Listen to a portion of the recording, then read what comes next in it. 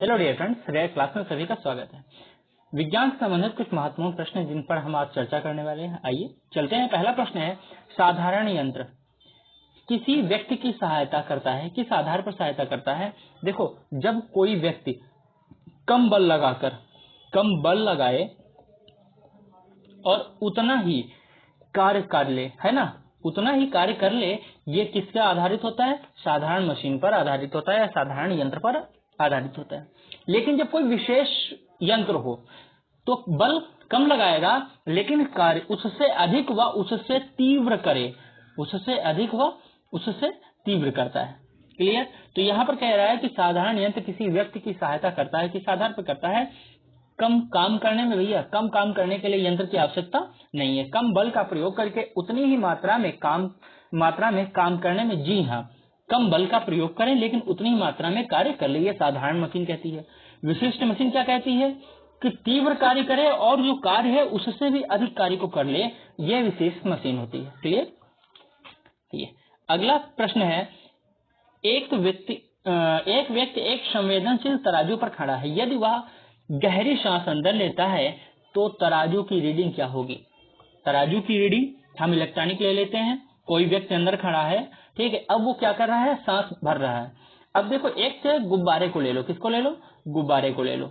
गुब्बारा पहले जो है, हवा भरने से पहले उसकी रीडिंग लो, हवा भरने के बाद रीडिंग लो। जब देखेंगे हम हवा भरने से पहले, तो उसका द्रव्यमान जो होगा या उसका जो भार होगा, है ना, जो उसका भार होगा, हवा भरने के पश्चात उसके भार में कमी आ जाएगी। क्यों? क्योंकि जो हवा भरने के पश्चात जो उसका भार होता है वो हवा के मतलब वायु दाब के अनुसार क्या होता है, थोड़ा सा ऊपर की ओर उठ जाता है, क्योंकि उसके अंदर क्या हो गया, हवा भर गई है, जिससे वो अपने आप को बाहरी वातावरण से संतुलित करने की कोशिश कर रहा है। इस परिपेक्ष में क्या होता है, हवा जो गुब्बारा होता है वो हल्का हो जाता है, जगह भी कम घेरता है उस हिसाब से।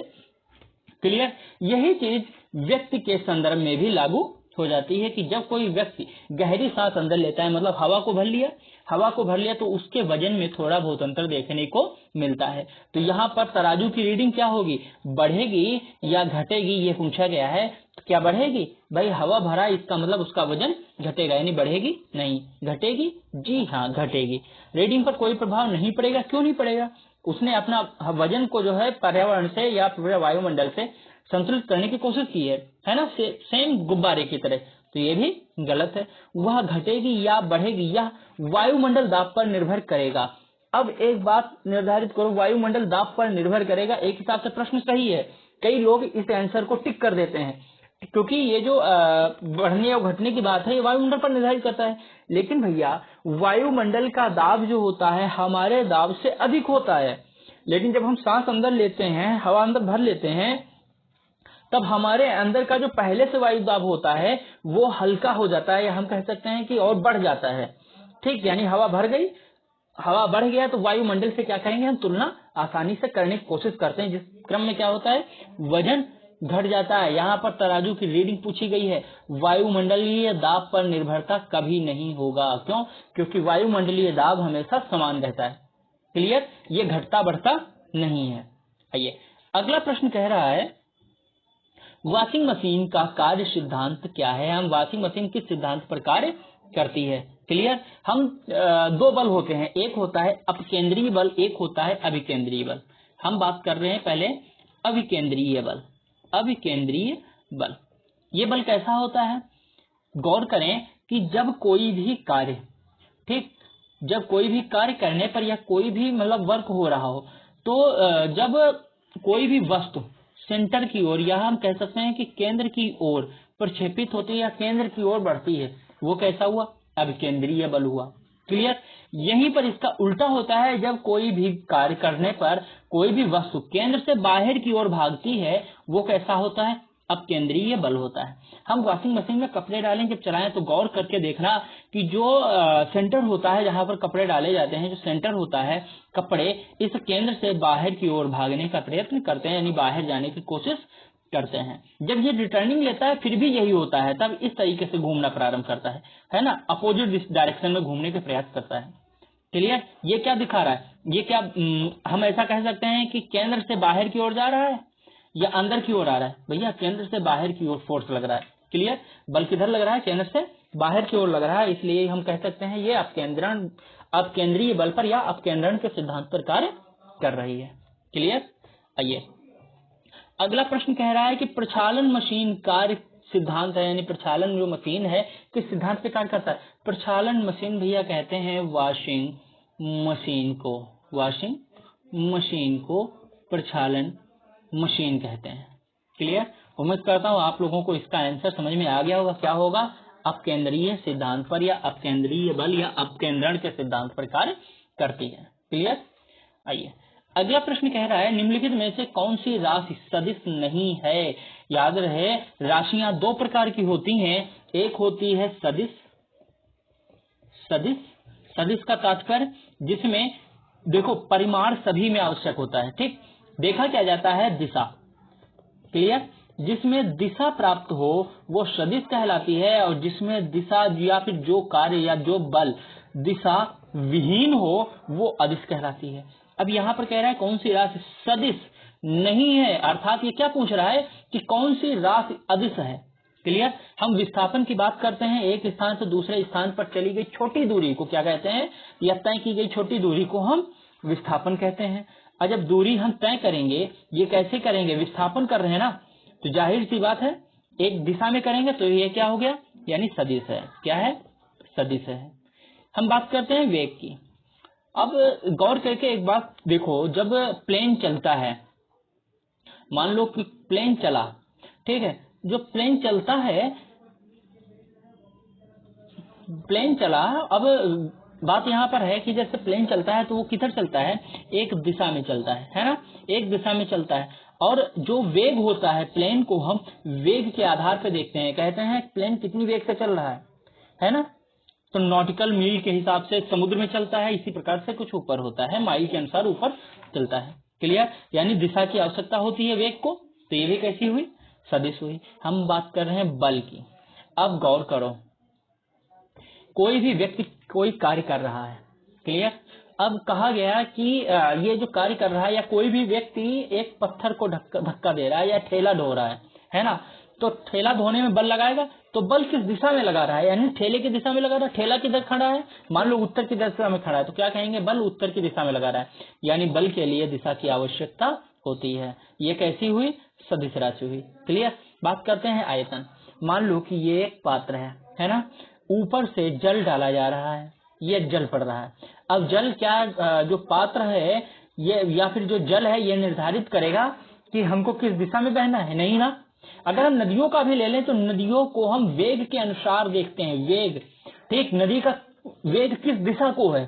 कई बार खुद भी बोला होगा, नहीं नदी पूर्व की दिशा की ओर बह रही है, इसका वेग तेज है ना। नदियां वेग के अनुसार होती है, ना कि आयतन के अनुसार। जब जल की बात किया तो आयतन नहीं, आयतन पात्र के अनुसार निर्धारित किया जाता है। जैसे जल डाला तो जल ये नहीं कहेगा नहीं हम उत्तर की ओर बहेंगे या हम पूरब की ओर बहेंगे, है ना। वो जैसे गिरेगा तो पूरे में भरना प्रारंभ कर देगा, अर्थात आयतन के लिए दिशा की आवश्यकता नहीं होगी। हमारा राइट आंसर आयतन।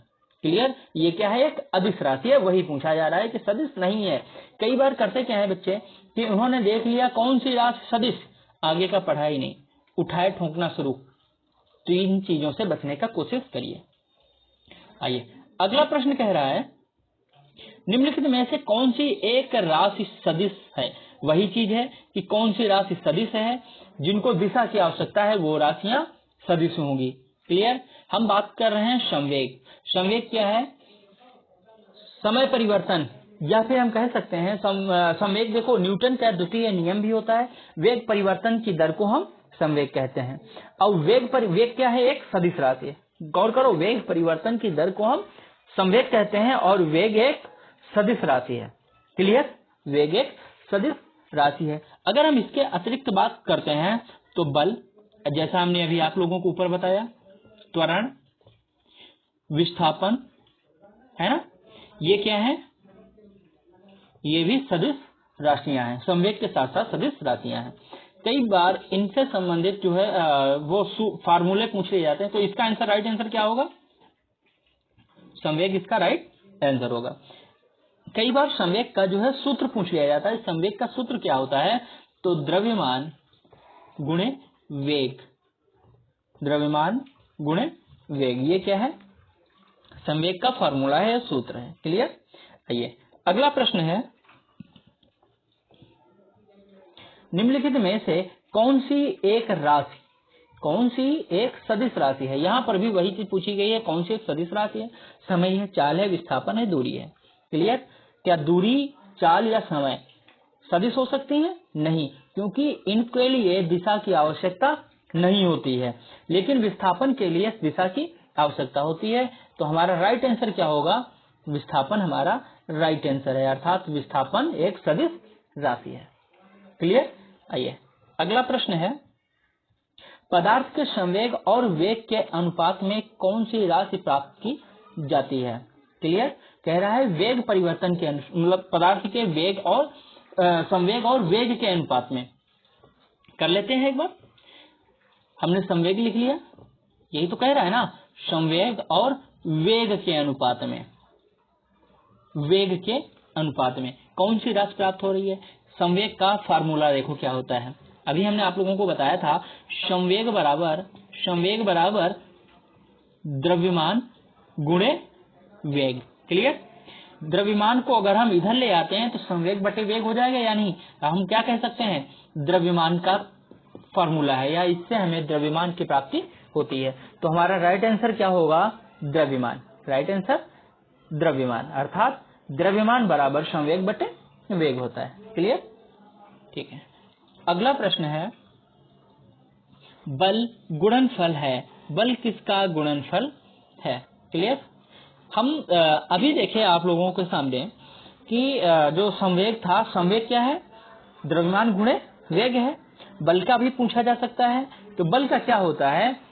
हम अगर बल की परिभाषा करते हैं, अर्थात F, बल को हम F से निर्धारित करते हैं, F बराबर ma। क्लियर? m क्या है? द्रव्यमान है, m द्रव्यमान है, और a क्या है? a त्वरण है, a क्या है? त्वरण है। क्लियर? अर्थात द्रव्यमान गुणे त्वरण को हम बल कहते हैं। याद रखना, अगर आप लोगों को ये याद रहा F = ma, तो आप बल का गुणनफल याद रखेंगे कि बल बराबर द्रव्यमान गुणे त्वरण होता है। तो हमारा राइट आंसर क्या होगा? द्रव्यमान और त्वरण का गुणनफल कौन होता है? बल होता है। क्लियर? आइए अगला प्रश्न है, ऊर्जा संरक्षण का आशय से है, मतलब ऊर्जा का संरक्षण का शब्द है ऊर्जा संरक्षण, इसका मतलब क्या है? ऊर्जा का सृजन और विनाश किया जा सकता है? भैया ऊर्जा का एक बात याद रखना, विनाश कभी नहीं किया जा सकता। सृजन किया जा सकता है, लेकिन विनाश नहीं किया जा सकता है। ऊर्जा का सृजन किया जा सकता है? हाँ, किया जा सकता है, लेकिन ये पर्याप्त रूप से सही तथ्य नहीं है। ऊर्जा का सृजन नहीं हो सकता, परंतु विनाश हो सकता है। भैया मैंने क्या कहा? सृजन तो हो सकता है, हम सृजन कर सकते हैं, ठीक, लेकिन आवश्यक नहीं है कि सृजन होता ही है, लेकिन विनाश तो संभव ही नहीं है। तो फिर क्या है? ऊर्जा का ना तो सृजन हो सकता है और ना ही विनाश।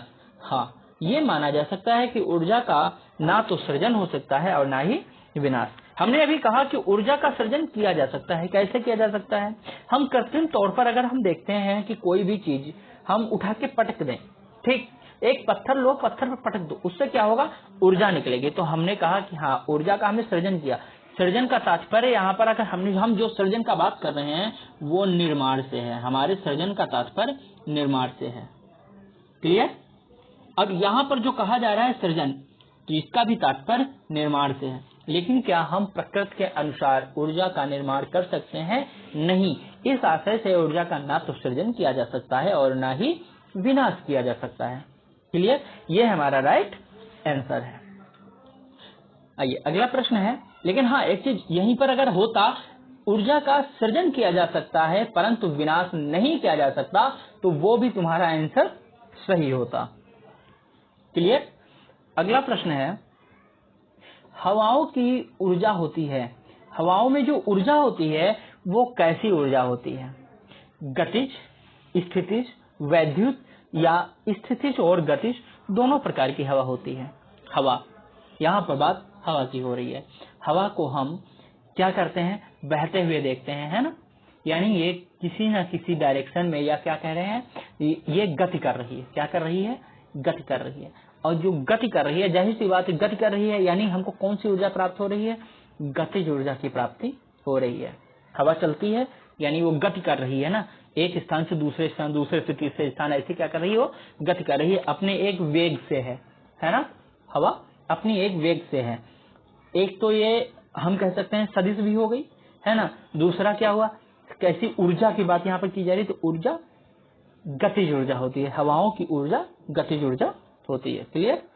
आइए अगला प्रश्न कह रहा है वायु शक्ति अर्थात विंड पावर में ऊर्जा का कौन सा रूप विद्युत ऊर्जा में परिवर्तित करता है?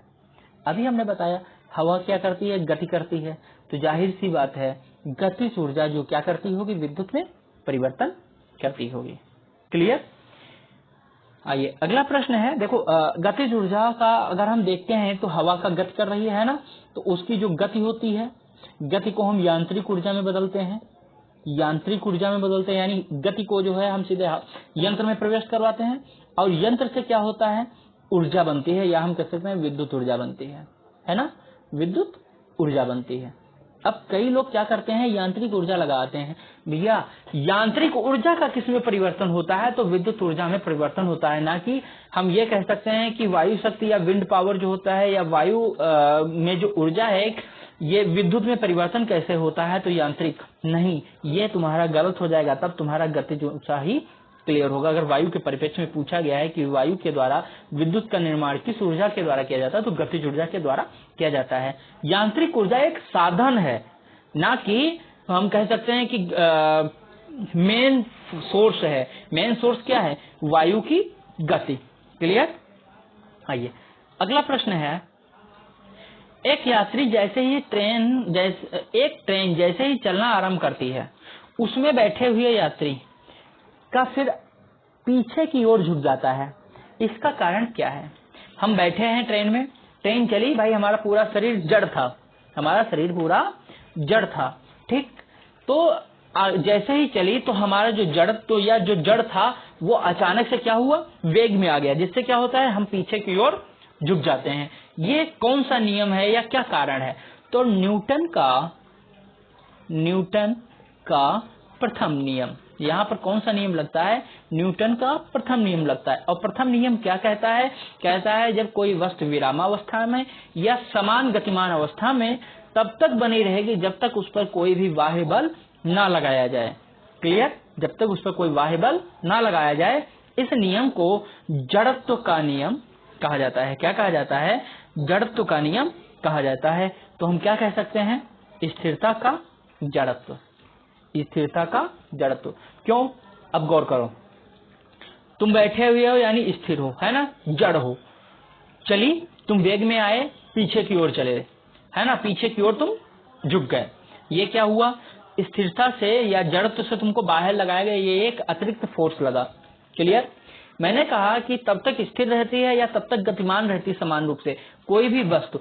मान लो ऐसे चल रही है ना, इसकी रफ्तार 5 किलोमीटर पर घंटा है। ये तब तक बनी रहेगी जब तक इस पर कोई बाह्य बल नहीं लगाया जाएगा।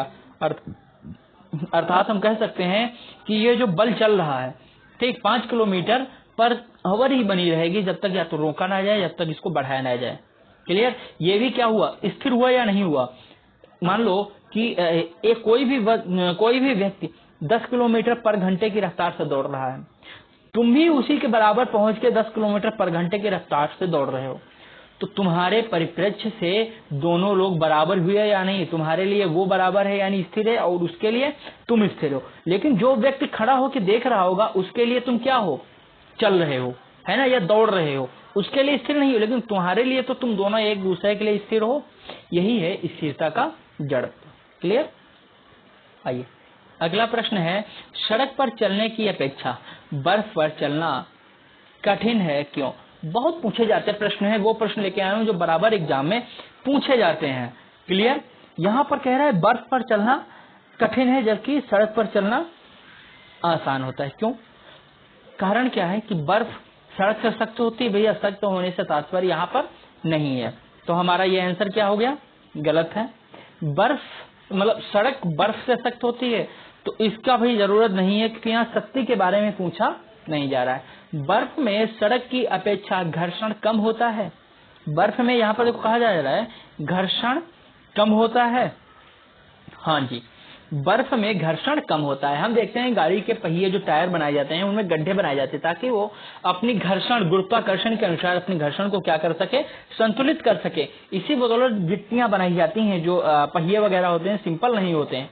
जैसे ही हम देखते हैं कि बर्फ जो मतलब पहिए देखो घिस जाते हैं, सिंपल हो जाते हैं, तो वो फिसलन अधिक करने लगते हैं, यानी अपने स्थान से वो फिसलने लगते हैं, है ना। तो हमको क्या करना पड़ता है, पहियों को चेंज करना पड़ता है। कारण क्या है कि घर्षण, है ना, गुरुत्वाकर्षण के सापेक्ष घर्षण। तो बर्फ में घर्षण कम होता है, सड़क में अधिक होता है, या हम कह सकते हैं सॉरी बर्फ में अधिक घर्षण होता है सड़क की अपेक्षा। सही है?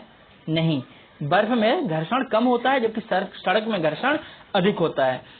बर्फ पर हम खड़े हो तो क्या होगा, फिसलन बहुत तेजी से आएगी। सड़क पर क्या होता है, फिसलन कम होती है यदि हम गोटे वगैरह का उपयोग करते हैं पहियों में। क्लियर? यही यहाँ पर होता है कि चलने की अपेक्षा बर्फ पर चलना कठिन होता है क्योंकि घर्षण वहां पर नियम लागू हो जाता है। क्लियर?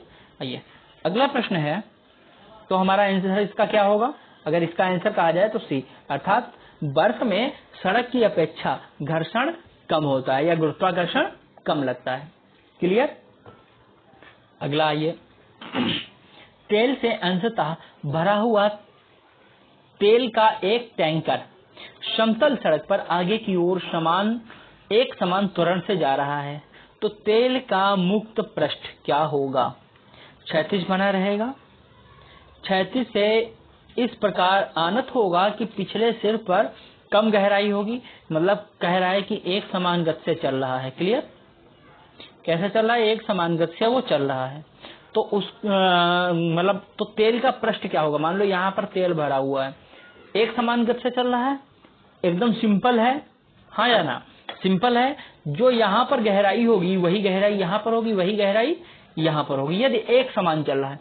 लेकिन मान लो कि चला 10 किलोमीटर चला या 10 किलोमीटर पर घंटा, फिर अचानक ब्रेक लगाई या फिर एकदम स्पीड पकड़ लिया, तो जाहिर सी बात है कि ये क्या करेगा, फोर्स लगेगा और फिर पीछे की ओर आएगा। वही चीज स्थिरता का जड़त्व या जड़त्व का नियम या न्यूटन का प्रथम नियम यहाँ पर लागू हो जाएगा। क्लियर? उम्मीद करता हूँ ये आप लोगों को समझ में आ गया होगा। तो हमारा आंसर क्या होगा, क्षैतिज बना रहेगा? नहीं, क्षैतिज से इस प्रकार आनत होगा कि पिछले सिर पर कम गहराई हो। भैया पिछले सिर पर क्या होता है, गहराई बढ़ जाती है ना कि कम होती है। क्षैतिज से इस प्रकार आनत होगा पिछले सिर पर अधिक गहराई हो, हाँ हो सकता है।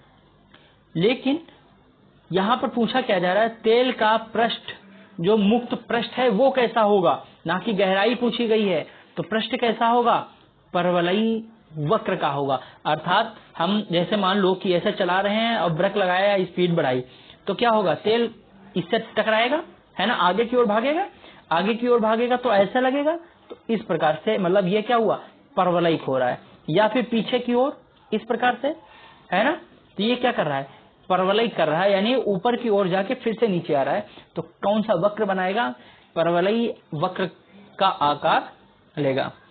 क्लियर? आइए अगला प्रश्न है, प्रश्न कह रहा है निम्न कथनों पर विचार कीजिए। कह रहा है, प्रश्न है, एक तीक्ष्ण वृत्ताकार पथ पर तीव्र गति से जाता हुआ 4 पहियों वाला वाहन वो कैसी प्रतिक्रिया होगी, बाहरी पहियों पर उल्टेगा। ये एक वृत्ताकार पथ है, कोई भी वाहन यहाँ पर है, वो चल रहा है। क्लियर? हम मौत का कुआं देखे हैं, इसी आधार पर कार्य करता है ना। कोई भी वृत्ताकार पथ है। अब गौर करो, तुम बाइक चलाते हो, जैसे मान लो कि ये एक रास्ता मुड़ी है। क्लियर? जब तुम वाहन चलाते हो तो रास्ते के, जब बताओ, जैसे यहाँ से गुजारते हो या फिर तुम्हारा वाहन यहाँ से इस तरीके से जाता है, जाहिर सी बात इस तरीके से जाता है, यानी बाहर की ओर फिसल रहा है कि अंदर की ओर, बाहर की ओर फिसल रहा है ना। मतलब इससे वक्र से जब दूर हटते हैं इसे हम क्या कहते हैं, बाहरी की ओर, लेकिन अंदर की ओर आते हैं तो क्या कहते हैं, अंदर की ओर, है ना। तो इसका फिसलन किधर हो रहा है, बाहर की ओर। क्या इसमें कहीं है, बाहरी पटरियों पर पलटेगा, अंदर के पहियों पर उल्टेगा, बाहर की तरफ फिसलेगा, हाँ है, अर्थात हमारा ये आंसर सही होगा। यानी 2 इसमें भी है, 2 इसमें भी है, 2 इसमें भी है। क्लियर? फिर आइए देखते हैं, अब बात करते हैं कि अगर पलटने की बात करें, उलटने की बात करते हैं तो फिसलने की बात हो गई, यानी बाहर की तरफ फिसलेगा। उलटने की बात करते हैं तो जब हम देखो साइकिल भी अगर घुमाते हैं, ठीक है, तो वक्र की ओर, अर्थात इस ओर क्या होती है, झुकी होती है। तो भैया जिधर झुकी होती है उधर गिरेगी ना, तो जाहिर सी बात है अंदर के पहियों पर उल्टेगा ना, यानी अंदर के पहियों की तरफ गिरेगा। तो ये आंसर सही है, यानी बी और सी, अर्थात दूसरा और तीसरा सही है। हमारा आंसर क्या सही होगा, सी, अर्थात अंदर के पहियों पर लौटेगा और बाहर की तरफ फिसलेगा। इसका राइट आंसर सी है। आज के लिए बस इतना ही। उम्मीद करता हूँ आज का सेशन आप लोगों को अच्छा लगा हो। यदि अच्छा लगा तो प्लीज लाइक शेयर सब्सक्राइब करना ना भूलें। Thank you. मिलते हैं फिर अगले सेशन के साथ।